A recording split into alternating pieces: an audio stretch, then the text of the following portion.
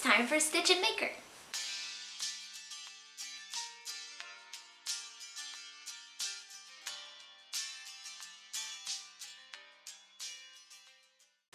Today I'm going to be making a Mandalorian Flight Suit mid-vest. It goes in between the jacket and the flak vest. It goes in the middle.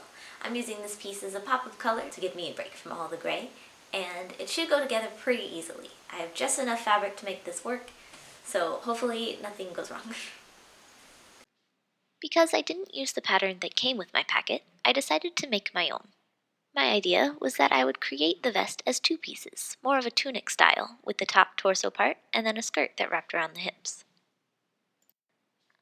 I took my measurements and charted it out onto the paper. When I was satisfied, I cut out the pattern and copied it onto some spare fabric for a mock-up. The mock-up fabric was stretchier than the fabric for the actual project, so it was a bit tricky copying everything down. After the lines were down, I cut the pattern out of the fabric and pinned the pieces together.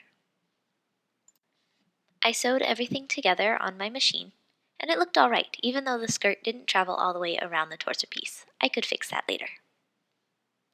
Then I tried the finished piece on my mannequin, just to see how it would look. It was far too short and the skirt looked tacky. I decided to make it longer. With the right fabric, it should be better, right? When I was measuring the fabric, I realized I didn't have enough. However, I did have enough fabric to do a simpler design, just two rectangles sewn together with holes for the arms and head. So that's what I went with.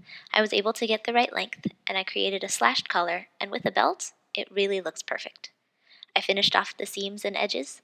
I want to add detail to the collar and maybe the hem, but that will come later. Thanks for watching.